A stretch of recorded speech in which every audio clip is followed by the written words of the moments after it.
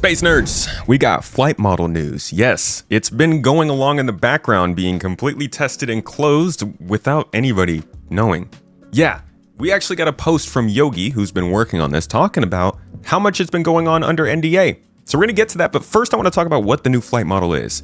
Last time we did hear about it was from Yogi himself as well. You've seen him talking about the flight model a lot. CitizenCon, Spectrum, Inside Star Citizen.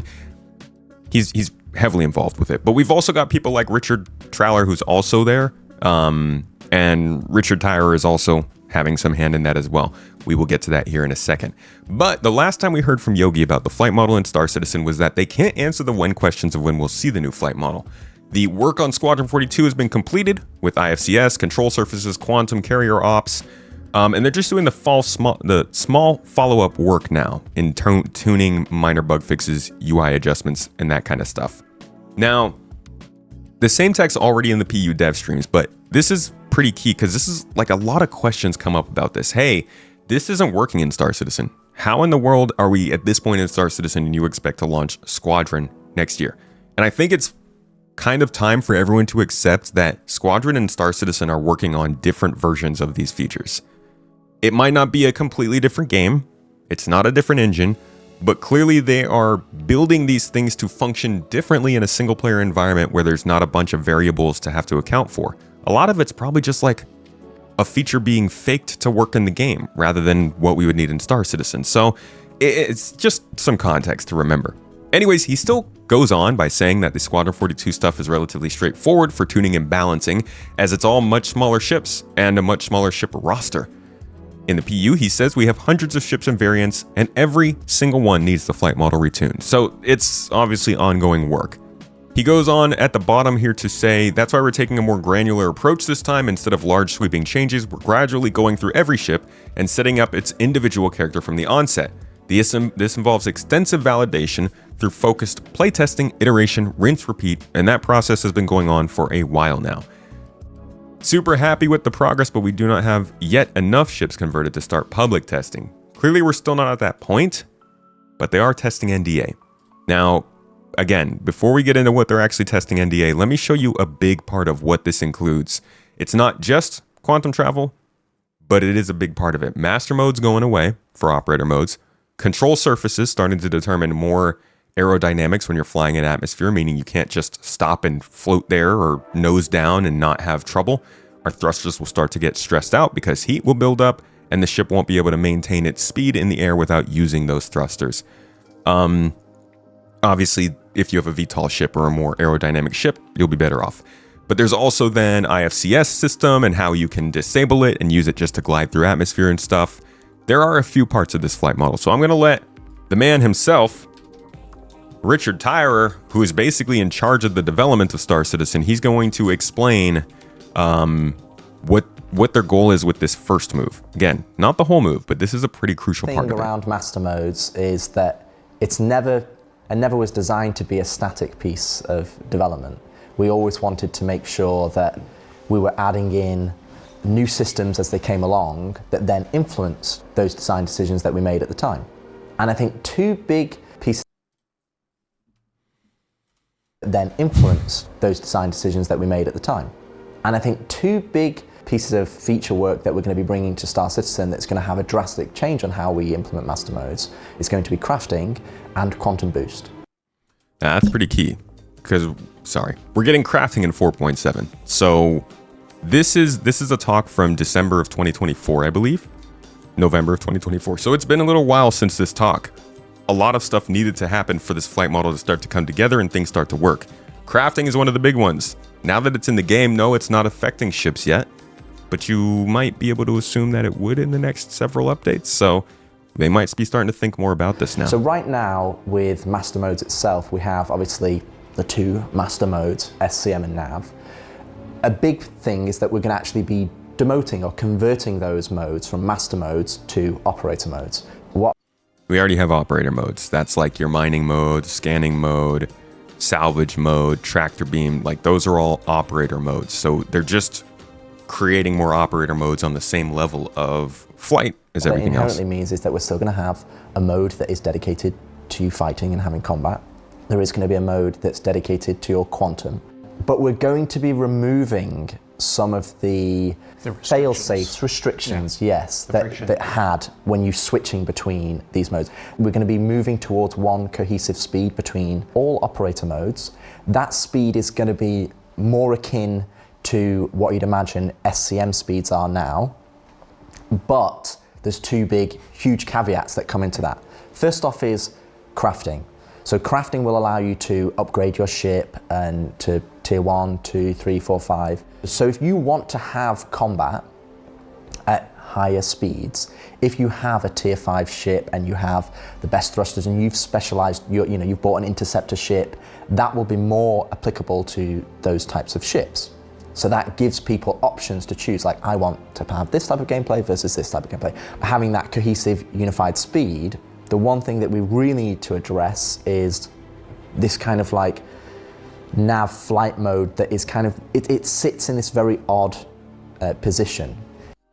I just want to point out something. We were just talking on another channel I just released, or another video I just released about 4.7 being locked in, and they mentioned the radar changes, and I said, it's great that the power and engineering is starting to change how our ships work. This was one of the first times that we realized that was going to be a thing, because we didn't have engineering yet. So they hadn't talked about the nuance of engineering. And this was the first time we were like, oh, we're going to be able to craft stuff and improve our ships and change the power flow to change how it works. In terms of you get out of an LZ and you're flying up to the space station, in atmosphere, your speed is really closer to SCM speeds anyway. You're not flying at 1,000 meters a second. You can pick up start a bounty hunter mission now, be sent to another planet, and then the closest quantum point to that POI might be 500 kilometers away. And that means that, as we add more dense POIs, that's going to only exacerbate this situation because we can't have quantum markers everywhere. And when we start to add more space exploration and more missions towards the different guilds that we're operating on, where you're going to having to go into deep space and go into these large distances, you don't want to be in a position where that's taking such a huge amount of time. We want you to be spending more time doing the mission than flying there. This is where Quantum Boost comes in. Now, the way that Quantum Boost works is it connects your flight speeds to your quantum travel. So quantum travel is for flying millions of kilometers away when you have a specific quantum marker that you're flying towards. And then you've got your flight speeds, which should be, say sub 20 kilometers, where you're flying around, exploring on the planet, or fighting at a POI, or doing a bounty hunting. But anywhere above that, we want to kind of accelerate that process of that navigation. And Quantum Boost goes all the way up to your top speed of SCM, or top speed of our flight mode, the current nav mode, all the way up to essentially a 1/10 of quantum travel speed. You have this spectrum of speeds that allow you to navigate the large spaces in our game, but also then still stay true to some of the intentions that we delivered with master modes. Master modes we talked about. All right, let me show you what quantum travel looks like from our man Yogi, who we're about to see in his own talks. He describes it and shows it here in real time back when they were testing it in 2023. Dependent on your skills. If you think selecting a proper quantum drive doesn't matter in the future, think again. You want to take care of your quantum drive, you want to repair it and keep it in good shape. So if you buy a cheap one, your travel will not necessarily be faster, but it might be harder. Okay, so Brent shows how it's done properly. So this is the new quantum travel. This is part of the flight model. Not the whole thing, obviously. We've talked about a few different parts of this, but this is one of the improvements. And you can see there's more activity in quantum. He has to keep it aligned now for a few seconds to stay locked into the tunnel. That's the little bubble thing you can see moving around here. The bubble is locked. You can now go hands off.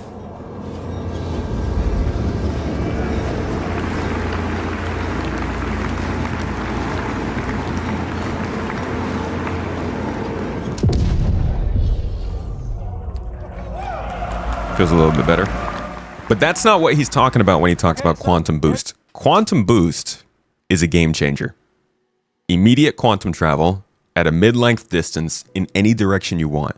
We're talking about the danger of being caught by a pirate but this completely changes the equation of how quickly you can get away from somebody attacking you if they don't have interdiction. Quantum travel, and this is for short-range jumps. Sometimes you jump somewhere or you go somewhere, and you see the next point of interest is like 1,200 kilometers away. We're not going to force you anymore to travel that by hand. You will use a technique called quantum boosting. It's a quantum-based short-range jump for like something between a couple of hundred kilometers to like 30,000 kilometers or so. This is exploration. This is where it's going to really start. Boosting, the process is practically the same, but the quantum bubble will not stabilize itself, so you need to be hands-on for the whole time, and the speeds are naturally, well, slower, but it's not slow, it's still quantum traveling, right? Okay, so Brent, can you boost to, oh, reinforcement needed. Yeah, let's go there, let's boost. Oh, actually, sorry. Thank you.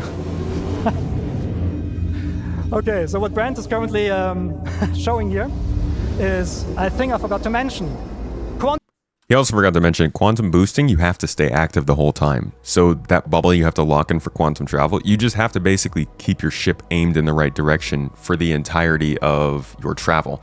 The first time we saw this was actually with a dev build with Chris Roberts presenting it himself. And you can see just how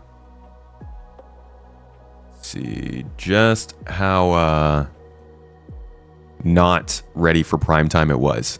But same idea as there, you can kind of tell you have to guide the way that you're aiming.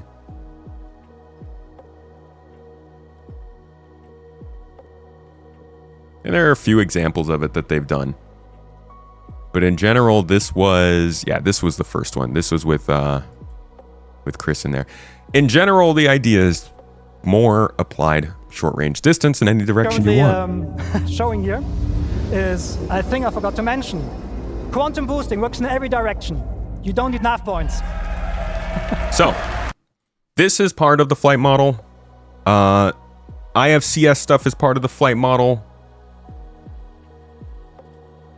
Let me open that back up again because there's a little bit more here that's part of the flight model. This is the atmospheric side of things. Pull the nose back into the wind and or over a lift surface season. Go through a planet, you're using the thrusters to rotate. We're not doing that anymore. So Brent, disconnect the thrusters, please, and put the ship into a purposeful stall. A stall happens when the airflow over a wing ceases, or over a lift surface ceases. And then at some point, you will not have any authority anymore. You can see the current speed dropping. Turn and so on, and you will basically fall out of the sky. That is naturally a state that every plane wants to avoid naturally, right? And this is happening right here. Brent is not able to use the control surfaces right now because the ship is in a process of stalling. However, the airflow will pull the nose back into the wind, and once you have enough speed, he can actually, well, he gets authority back over these control surfaces. It's going to be fun to do gliding races, but I think the bigger thing is this isn't just meant to make flying worse for you, it's meant to give people with VTOL ships an advantage, so that the ship that you're picking, the strategy you choose when you go through your ship selections, based on where you're flying, jobs you're doing, what you're interested in, all that's supposed to matter. You know, some ships will have more armor, be better against corrosive environments. Some will have VTOL, be better on planets. Some will not be able to land on planets, like the Bigger Hull series, and those are just for space. So it's more a customization thing than anything. That means for you as players, what you can actually do, you can do aerobraking, you can do pure gliding if you want to. You can even do like competitions like, I don't know, like drop ships out of orbit and then see how far they glide. This is all possible with a new system. So again, this isn't everything in the new flight model. I'm showing you a lot of the details and highlights of it, but I'm sure there are little pieces of nuance and stuff that I don't know. Obviously, this stuff's been going on behind closed doors. I'm just trying to get you as much eyes on as I can. Now, what Yogi said about the testing itself is an answer to somebody else's question on Spectrum. They said the developers recently announced that the new flight system would be available in the arena for testing and feedback, but it's still not there.